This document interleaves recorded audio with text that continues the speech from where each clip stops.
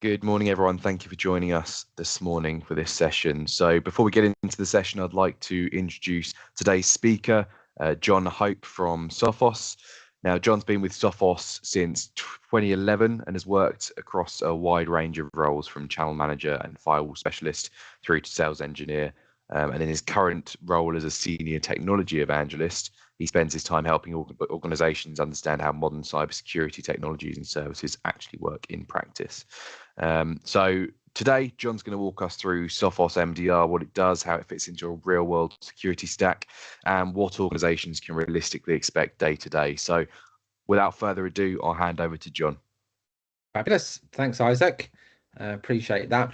Just a little bit of housekeeping. Everybody's on mute at the moment, just to cut down on background noise, but it doesn't mean I don't want to hear from you. So if you've got any questions as we go through, there is a Q&A button at the top there, so you can fire those questions in as we go along. And we'll have a little bit of a pause at the end for Q&A as well. So don't hesitate to ask any questions that you've got, and I'll be happy to pick them up for you. And as we go through, right, so let's start with the presentation. Cool. So what the tech, as I understand it from Isaac, is a sort of series of webinars just kind of looking at various different industry acronyms and kind of explaining what they are and how they fit into the cybersecurity rich tapestry that exists today. Isaac's already done the intro, and he actually did a great job, so I don't really have much to add, other than if you want to know how to do CPR on a dog, I do own a pet care business that includes an animal ambulance, so that's what I get up to in my spare time. So if you want to know a bit more about that, you can ask me afterwards, and by all means, feel free to sync me out on LinkedIn. I'm always posting stuff, some of which is useful. So, absolutely feel free to find me on LinkedIn as well afterwards if you're so inclined.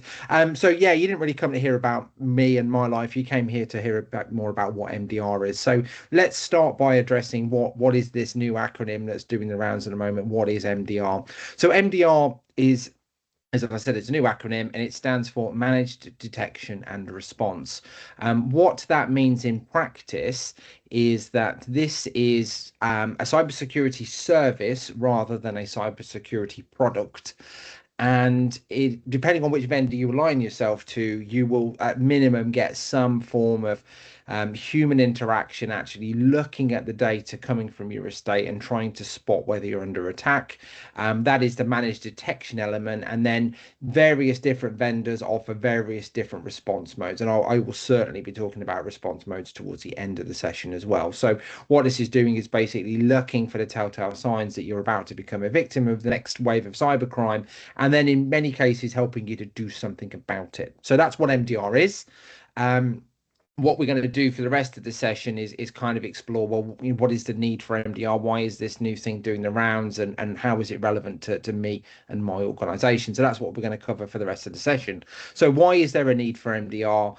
Well, first of all, we probably ought to hit this head on, that the reality is, unfortunately, that modern cybercrime is so sophisticated that this kind of technique and approach of going out there and buying bits of technology, so buying your antivirus, buying your endpoint protection, buying your firewalls, that on its own is not going to be enough in today's threat landscape to protect you from every single threat.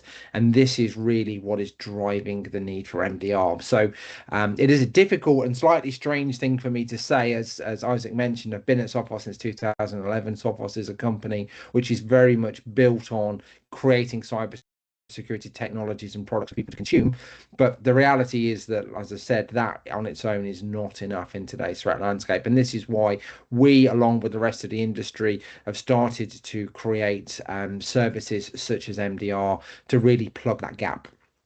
So let's investigate that in a bit more detail. Let's understand why technology on its own isn't enough. And the best way to do that is really to observe the threat landscape. So this is one of the things that I am very passionate about at Sophos. So we do lots and lots of research, and that helps us really to build a good understanding of the threat landscape. And it helps us to understand the latest cyber criminal tactics and how, obviously, most important, we can keep ourselves protected against these new types of attacks.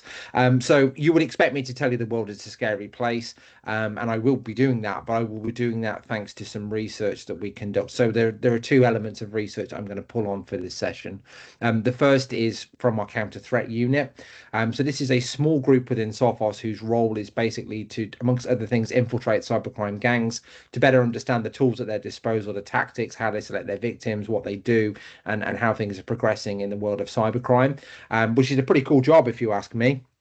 The other thing I'll be looking at as well is a report that we produce every year at Sophos, which is the State of Ransomware report. Now, if you're not familiar with this, then it's something we've been doing at Sophos for a long time. In fact, this is the sixth iteration of the State of Ransomware report. And what we do essentially is interview a number of network admins, budget holders, IT decision makers, people very much like yourselves. And we'll have a look at the cross sections of who they are in just a second. But if you do want to have a look at this report, it is freely available on the Sophos website, even if you're not a Sophos customer.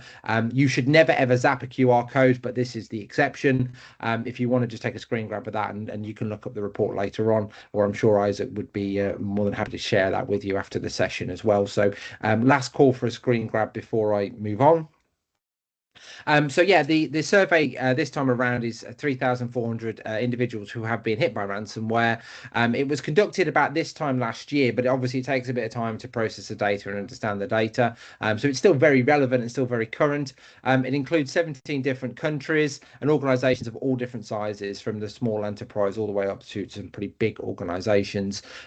So it is a really good cross section. I should add as well, as key emphasis, the people that were involved in this survey were selected for us at random by a third-party agency.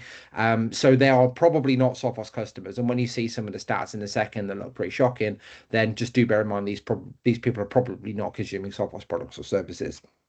So what does the State of Ransomware report tell us? Well, the most useful thing it tells us is, what do organizations have in common when it comes to falling victim? Why do certain organizations fall victim, whereas others seem to get away with it? And there is a number of reasons behind how organizations become victims, but one of the biggest reasons is the one over on the right hand side there. Consistently, what we're seeing is that exposed and exploited vulnerabilities are the most common attack vector for the cyber criminals to get in. Now, this is basically where organizations fail to update, they fail to patch, they run legacy systems, either by choice or by oversight. And these loopholes that exist in software and hardware are enough to get the cyber criminals in to actually launch their attacks. So this is the first, actually, I would argue, although this is a technical root cause, it also speaks a lot about the human factors. The reality is in 2026 that most organizations know they should be patching, they should be updating their software, but most people fail to do it properly, mostly because they don't have either enough time or enough technical expertise to do it, both of which are distinctly human problems. Now, particularly the time element. Now, there are so many different competing demands on IT, loads of different systems, loads of different demands, that it just becomes really difficult to keep on top of patching, and it's one of those things that just gets pushed to the bottom. And then as we move to the left hand side there a little bit more, you've got compromised credentials, malicious emails, and phishing, all of which are distinctly human problems. Okay, and one of the things that we're observing is, generally speaking, organizations are better protected by their cybersecurity vendors. The cyber criminals are shifting tactics, and instead what they're doing is going after the humans, because unlike software, which you can patch, you can't really patch a human. You can train them to an extent, and you can make them better at spotting fraudulent emails and not carrying out actions they otherwise wouldn't necessarily do, but you can't expect your users to get it right 100% of the time. Doesn't mean that it's a futile task, and I would absolutely encourage people to spend time training their users and getting them more aware about what cybercrime looks like, and spotting the malicious activities, but you can't always expect them to get it right. And the world has got more challenging because of artificial intelligence, and I've managed to make it just a couple of minutes in before I've talked about AI, but AI is one of the things that's really changing the dynamic in cybersecurity, particularly because the cyber criminals, let's be candid, in most cases are not native English speakers. They get around this problem of not necessarily having a good mastery of the language by throwing things into AI, so that it can not only replicate the language but also effectively replicate things like brand imagery and also brand tone of voice. AI is quite sophisticated. So if you're going to create a campaign around phishing for let's say your courier. So the cybercriminals could very easily do research and work out quite quickly, what is your carrier of choice, and then they could create an email that replicates one of the leading brands like DHL, FedEx, or something like that, and it fits the user's reality because that is a supplier, and it looks accurate and matches brand imagery. We used to tell people that if you got an email come through and it was badly formatted and badly punctuated and had broken English, it was probably malicious. Now, actually, the opposite is probably true, because the cybercriminals also adept at using AI to basically make these phishing scams look very effective. So lots of human problems there. And from an organizational perspective, there are again lots of human factors at play here, that mean organizations become a victim. The astute amongst you will realize very quickly these numbers add up to more than 100%, because there's almost always more than one reason why organizations fall victim. You see a number of challenges across the board there. On the left-hand side, they're protection challenges. Most organizations in 2026 are protecting themselves, but unfortunately, not all protection software is created equal. So some products are not that good at capturing some of the more modern threat approaches. So after this session, if you go and look up remote ransomware, this is a very commonly used attack vector cyber criminals use. And unfortunately, almost all cybersecurity solutions actually fail to protect against it effectively. And the cyber criminals love that, because obviously it's giving them the success that they crave. Also, we have human factors here around successful setting up of solutions. So sometimes people buy the stuff and then don't configure it properly, and then it's useless.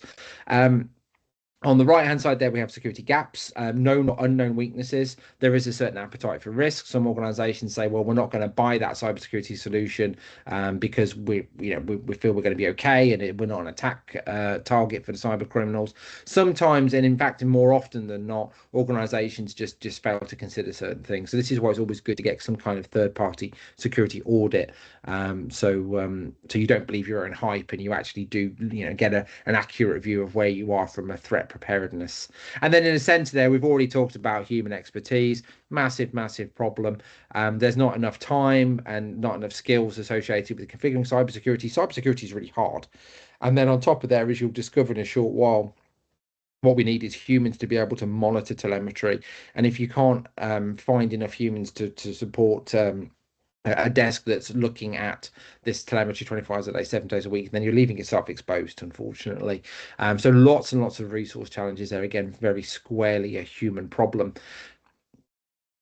So what happens to the data if you're a victim? Well, the reality is that the vast majority of cybercrime is there to make money, first of all, and the vast majority of cybercrime revolves around ransomware. So there are a very small number of attacks, less than 6% of attacks at the moment, that involve extortion without actually encrypting your data. Very hard to spot because the data's already left the organization typically before you realize that you've got a problem. But it is still the minority of attacks. There are also a very small number of politically motivated attacks, where organizations are taken down just because of who they are or who they supply or what they make and that kind of thing. But again, that's pretty rare. The vast majority of cybercrime revolves around ransomware, which is where the cyber criminals get in, they encrypt your data, they jumble it up, and then basically you have to pay the cyber criminals off in order to get your data back. And you'll see that overall, the success of this approach of encrypting data is actually starting to decline a little bit, which speaks volumes really about the success of cybersecurity solutions. But before we start popping champagne bottles, these stats here are global stats. And if I was to change this to a UK-based statistics, then actually 70% of the attacks in the UK still involve successful encryption of data. And if that's the case, then a couple of things are distinctly going wrong. First of all, what we're seeing is cybersecurity solutions that are in place actually failing. If you've got to the point where data has been encrypted, then a whole bunch of stuff has gone quite dramatically wrong to get to that point. And we believe that it's 70% still in the UK, really because of an over-reliance on some of the I'm going to say cost-effective cybersecurity solutions.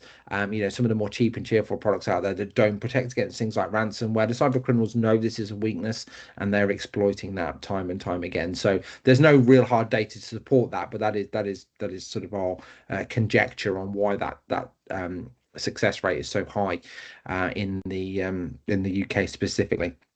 So what we're also seeing as well is a combination of blended attacks.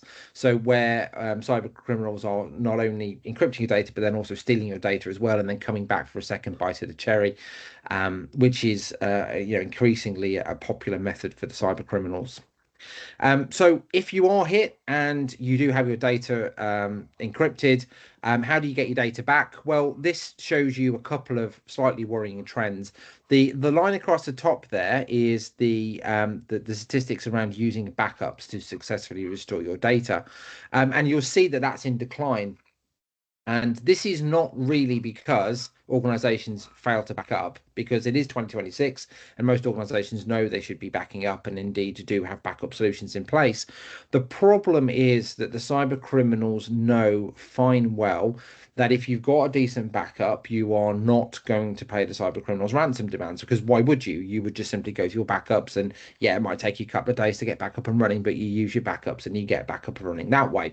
So the cyber criminals are increasingly disabling a backup, or damaging a backup, or damaging the ability to recover from a backup, which means that when people actually need to use that backup, they're unable to do so in anger, and which is why we're seeing that somewhat worrying trend there of a reduction in the use of backups. At the same time, what we're also seeing, generally speaking, is an increase in the propensity of organizations to pay the cyber criminals ransom demands. Now, this is the thing that probably worries me most as a cybersecurity practitioner, because the unfortunate reality is that if we continue to pay the cyber criminals off, what we are doing effectively is perpetuating the problem. We're essentially kicking the can down the road. And actually, what's happening is we're encouraging more and more people into the industry of cybercrime. And I did use the term industry very deliberately, um, because there's money to be made. If everybody stopped paying the ransom demands today, then there wouldn't be any ransomware tomorrow, because why would you bother? There's no output from it. So unfortunately, as long as we continue to pay the cyber criminals off, then we're perpetuating the problem. Easy for me to say, but it's not my factory that's quiet because all the machine tools can't work, or it's not my hospital where doctors can't access patient records. So you have to sort of temper that with the unfortunate reality that sometimes it might feel like the only option is available to you. But what I will say is that paying the cyber criminals off is not typically the best ROI decision you'll ever make, because a couple of things happen. First of all, you are unlikely to get all of your data back. Most cyber criminals do genuinely want to give you your data back. There is a very small number of gangs that actually have zero intention of giving your data back, but they don't typically last very long. As a business model, if word gets out that you pay the gang and you don't get your data back anyway, then people stop paying the gang. It's a bit of a no-brainer, really. So these gangs don't typically last very long. However, what typically happens is the cyber criminals will invest a lot more effort in encrypting your data than they will in giving you the decryption tools to get your data back again. So these tools are typically not tested properly, they're not updated, and it means that, like I kind of said, on average you'll get about half your data back. So please do not get the impression that paying the cyber criminals off is a silver bullet that just gets you back up and running magically, because that is not the reality. What also is true is that the data will not be in the same format you left it in. It will be jumbled up, it'll be all over the place. It does still take quite a long time to recover. So backups are by far and away the better way to recover from a situation. And I'm sure in a future session, Isaac hopefully be inviting a backup vendor to talk a bit more about backup and recovery and how you can keep yourself secure from some of these techniques. But something to bear in mind and something to ask your backup vendor is kind of how do you deal with modern cybercrime and the cyber criminals attacking backups as part of the attack chain. We'll talk a bit about some of the things that we do in our service as well in a short while. So just moving on to there, what is the impact of ransomware? Well, it's expensive, as you probably would expect. So this is the average cost of ransomware recovery, excluding regulatory fines, but including things like loss of business opportunity, downtime, increased personnel costs, device replacement costs. And basically everything I said, really apart from regulatory fines and actually paying the ransom itself. And what you see is a couple of things as trends. One is the bigger organizations, eventually the cost of recovery just plateaus. Conversely, what that actually means in reality, I guess, is that organizations that are smaller in size are hit disproportionately hard. So we do unfortunately see many SMBs put out of business because it is simply disproportionately expensive at the small end to pay the cyber criminals off or to get back up and running and get recovered successfully.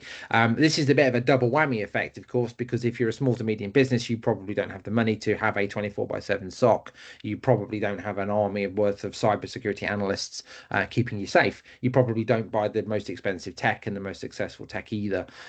So yeah, you have this problem of being the least prepared and then also the most disproportionately expensive when it comes to actually being hit. So that is a sad reality, and a trend that hopefully MDR will allow us to buck moving forwards.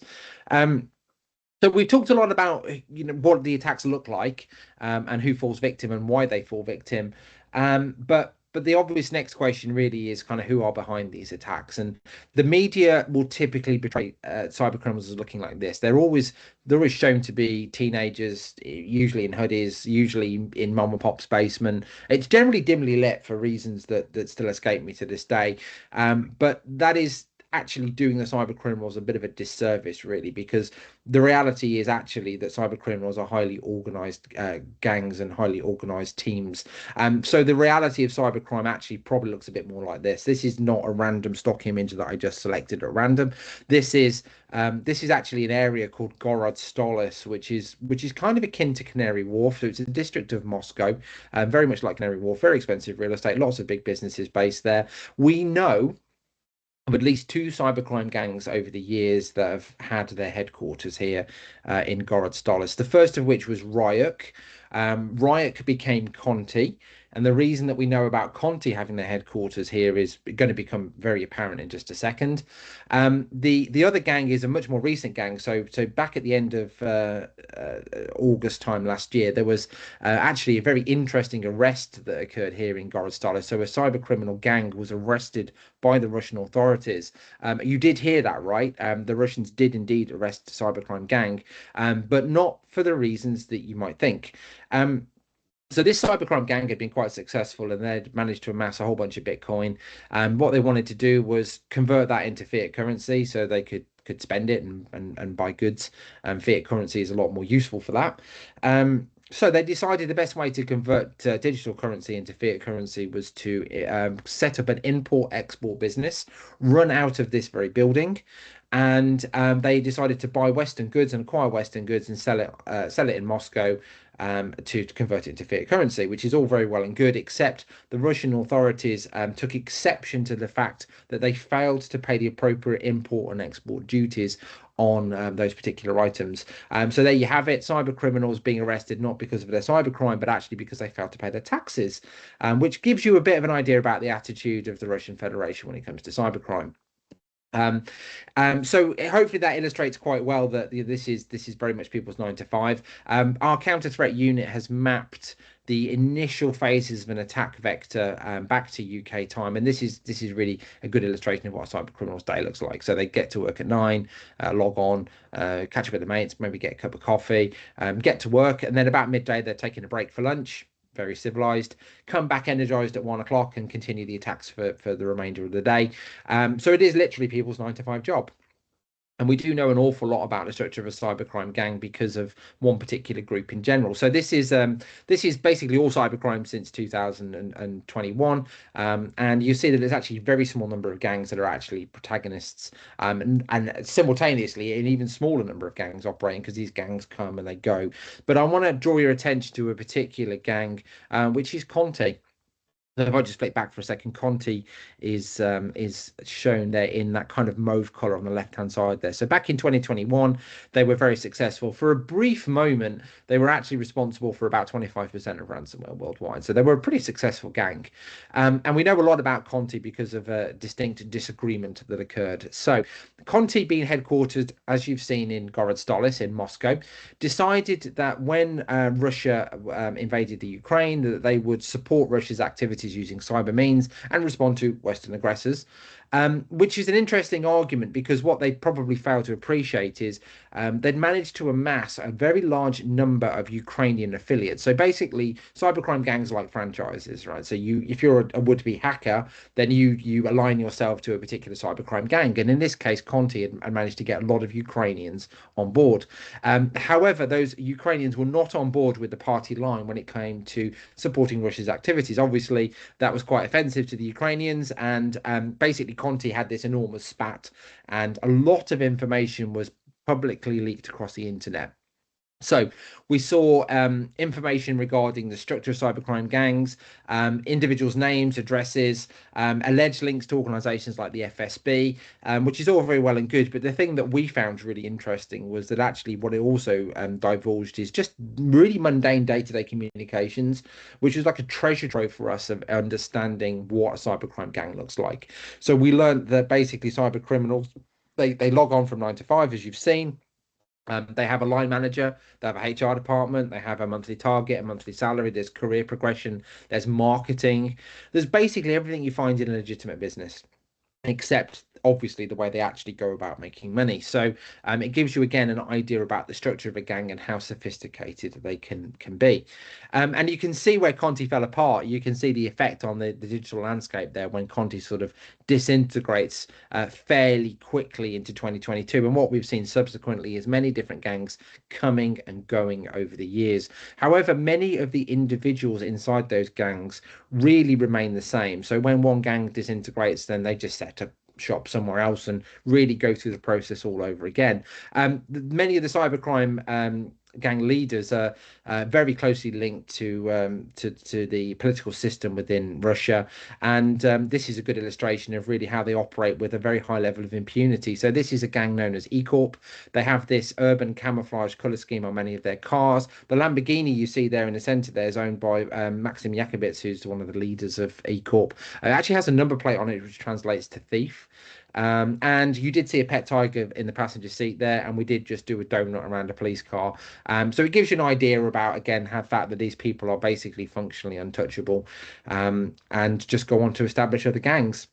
Which kind of leads us to the problem that we have today, that there are many different gangs operating, and as soon as you take one down or one falls apart of its own volition, which is typically more common, unfortunately another one will step in to take its place, and the cycle just continues again and again and again. Now, at this point, you might be thinking, well, this whole conversation started out around MDR. Why is any of this stuff relevant to MDR? Why is it important to me in my day-to-day life? Well, as I said, the reality is that the cybercrime gangs have not only these huge financial resources at their disposal, but they have also a very large number of human resources at their disposal. So hackers, would-be cyber criminals, that are willing to share their skills with a cybercrime gang and work towards a common goal of really taking organizations down and extorting them for as much money as possible.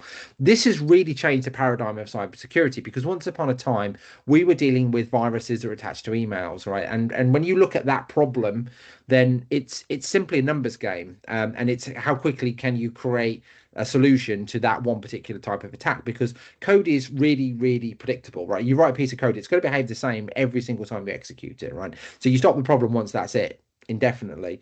The problem with humans is they don't work that way. Humans are blessed with an ability to problem solve. They will try different things, new techniques. If they get stuck one way, they'll try something else. They'll learn off each other. Cybercrime gangs internally share information and also learn from each other externally as well. There are many cybercrime forums. So they problem solve, basically. They come up with new solutions to the challenges all the time. They are also notoriously unpredictable.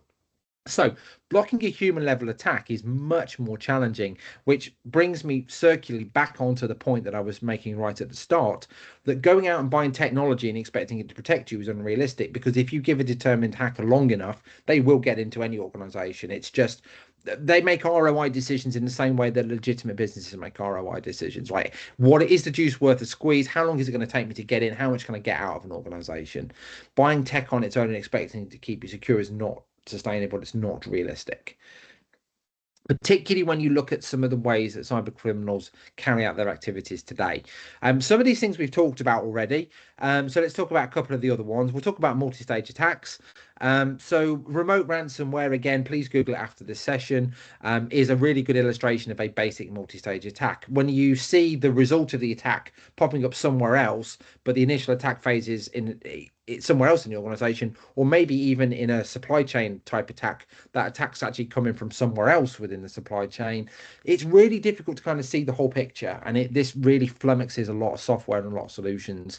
The cyber criminals love to exploit weaknesses. They will strike at times that are organizations at the weakest. So holidays, Christmas just gone is obviously a really good example when organizations are understaffed, under-resourced. They like to exploit software weaknesses like not patching. There are loads of different weaknesses that cybercriminals exploit. We talked about credential theft and using identities.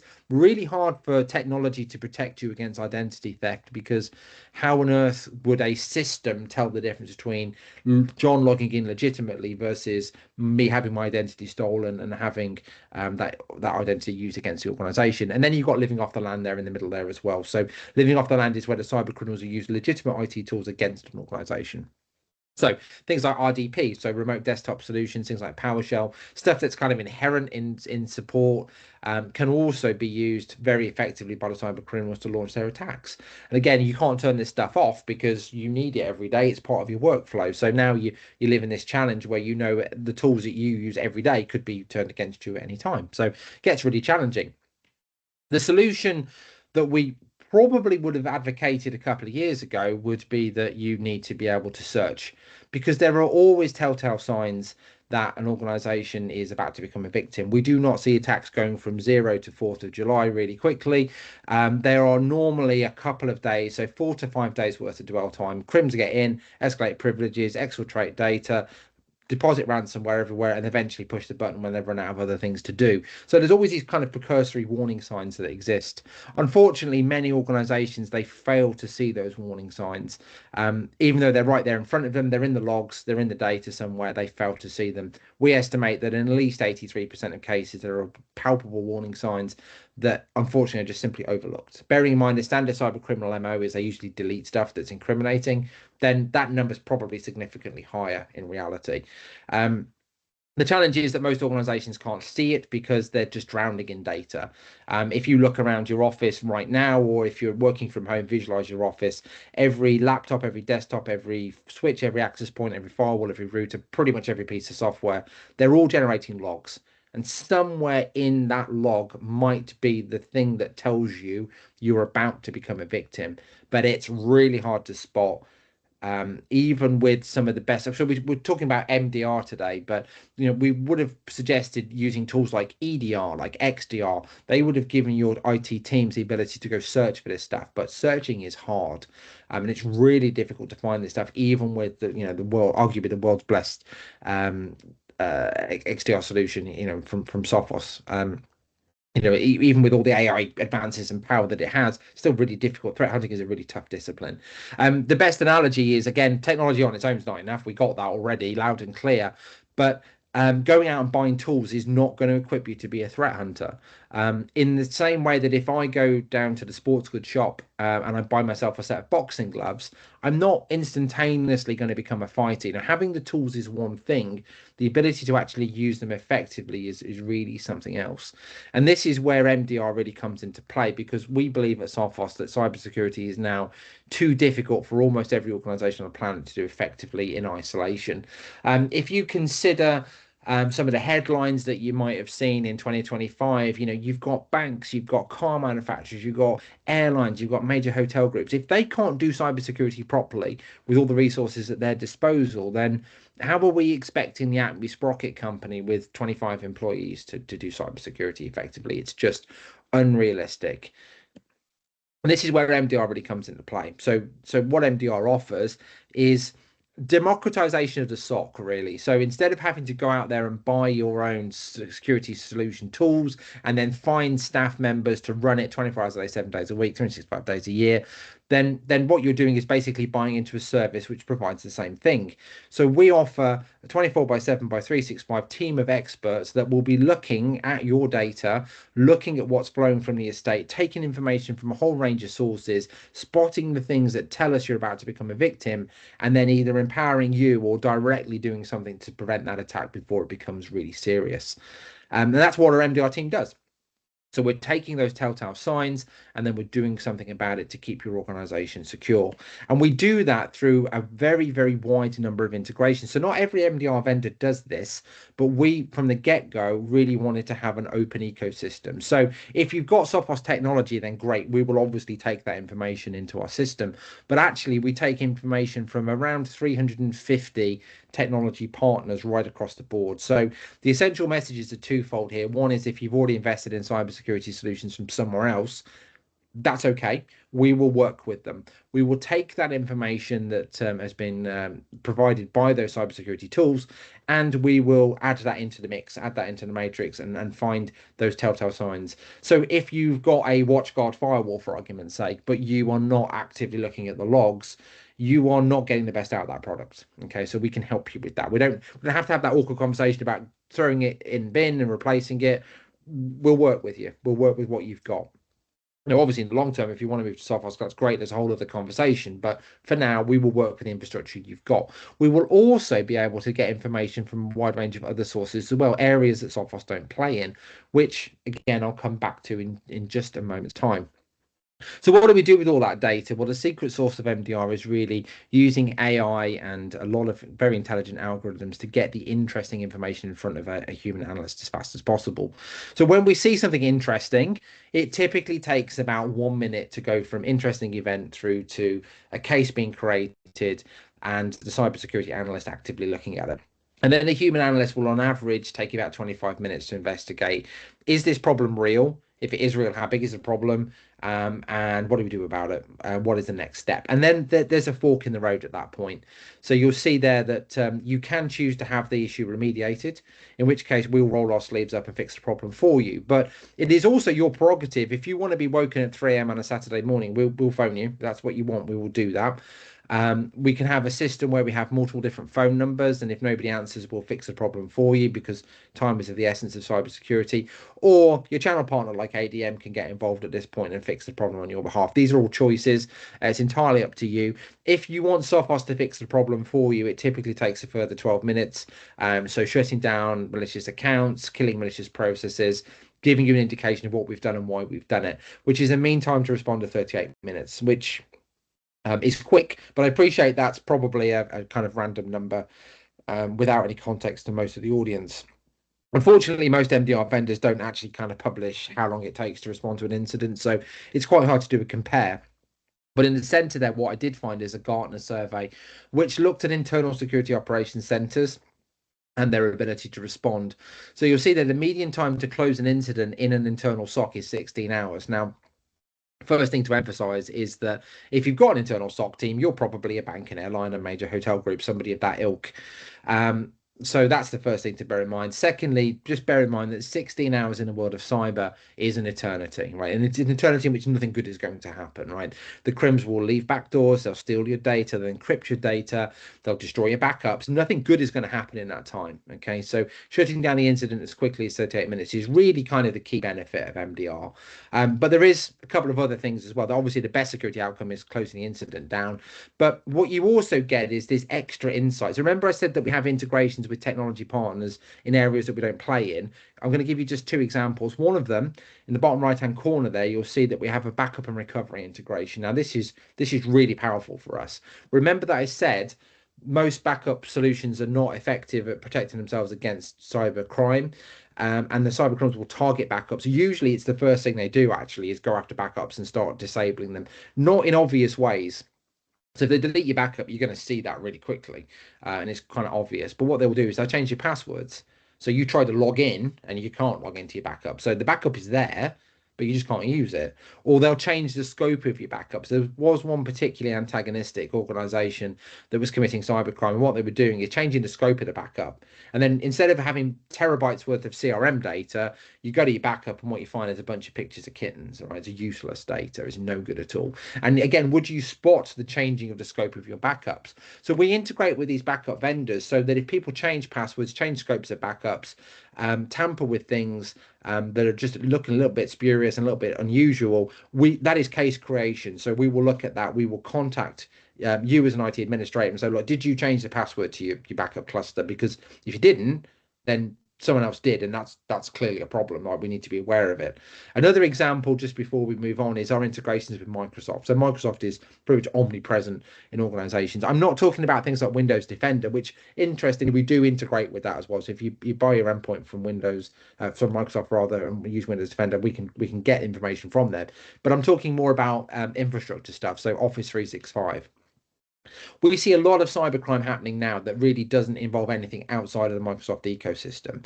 So we see things like social engineering, where cybercriminals will dupe everybody out of their passwords for Microsoft, and then they'll log in and they will go find people like accounts payable. And what they do is they go and find all the messages and actually create rules inside your Office 365 to say, if I see words like invoice or order, then I want to mark it as red, forward it to cyber criminals, and then delete the message. All right. And then the attack is like mega simple after that. What you do as a cyber criminal is you change the bank details and every one of those invoices, and you just send it back to the place it was originally going to. Right. And then you've got somebody in accounts payable who's merrily paying the cyber criminals. Right. Now, just think about that for a second. How would you spot that attack? You probably wouldn't. Like 28 days later, you're going to get a bunch of really annoyed suppliers calling you up, like, where's my money at? You didn't pay your bill. Right. And you sit there thinking, well, I did pay the bills. And then the whole thing unravels after that. You realize you've been all along, you've been paying the cyber criminals off. If we see odd redirect rules that fit certain criteria, we will call you up. Right. Did you create a redirect rule because this looks shaky? It looks like it's a form of an attack, and we think you might have a problem. Okay, so again, case creation, propelling us into an area that we wouldn't otherwise get telemetry from. And then just as a final thought on why MDR makes a lot of sense, it is like a worldwide cybersecurity club that everybody benefits from. So whenever we investigate an attack, we will find lots of interesting things. In the industry, we call these IOCs, indicators of compromise, and TTPs, tools, techniques, and practices, all of which are good indicators to us about how a cyber criminal is doing their activity. Now, we could investigate the same incident again. When a cybercrime gang moves on to the next victim, we could investigate again and again and again. It is not sustainable. It is not a particularly efficient use of resources. Now, candidly speaking, again, organizations that employ SOC analysts will know this fine well. It is very expensive to buy a SOC analyst, right? We don't want to waste their time. It is not productive for us to have the same incident investigated over and over and over again. So what we'd rather do is push it down to the technology level. So in this really simple example, if we investigate a phishing attack in deepest, darkest Peru, then the source email addresses, the web links it's trying to get you to click on, the text of the message, all that stuff will be passed to Sophos Labs, and we will make our product better so that actually the next time we see this attack in another organization, the email product itself is blocking at the technology layer, and we're not even wasting our time with an analyst, right? So the analyst can go off and do something else more productive, investigate a more interesting attack, right? And this is such a finely honed cycle that we typically take about 45 minutes to go from investigation closure to actually protecting at the technology level next time around. Okay, this is one of the unique things about Sophos, in that we have both technology and we have the service as well. So buying MDR is like joining this big cybersecurity club. Whichever vertical you're in, whichever sector you're in, if we've seen that attack somewhere else, when it pops up more locally, then you're already covered from it because we've already seen it somewhere else, and we're automatically protecting against it. So it gives you a bit of an idea about this kind of cybersecurity at scale. And that's pretty much me done. So just to re-emphasize really what's going on in the modern threat landscape and why MDR is so relevant, cybercrime is evolving. We have the days of getting emails with attachments are long gone. The reality is that users are part of the attack chain. Cyber criminals will be trying to dupe them. Cyber criminals will also be using their their innate ability to problem solve, to circumvent cybersecurity technology solutions. Technology on its own isn't enough. That is the biggest takeaway from this session. If you've got human-led attacks, you need humans. If you can afford to employ them and you want to run your own security team, great. We have some really good tools that will empower you to do that. The reality is organizations typically that is an aspirational dream, and they can't afford to run a SOC 24 hours a day, 7 days a week, in which case this is where MDR comes into play. And what we do is provide you with that service and help you keep secure by giving you those threat analysts without you having to worry about hiring them, retaining them, all those sorts of things.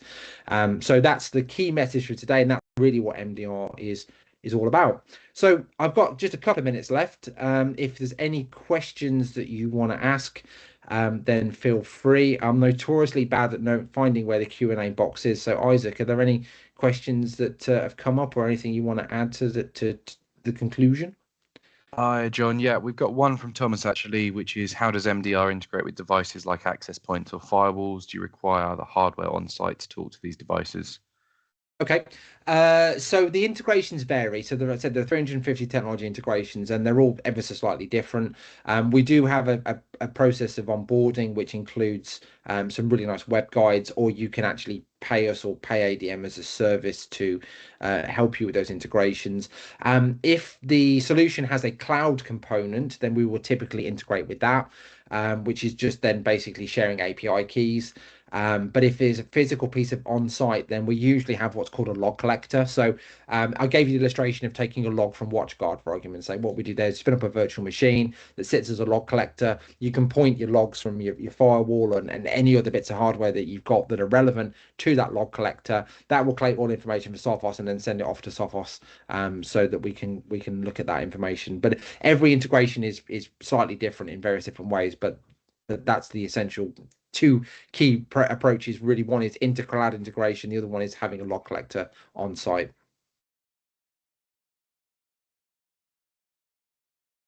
Oh, there we go. Thanks very much, John. Yeah, that was really useful and a great walkthrough of how Sophos MDR works in practice as well.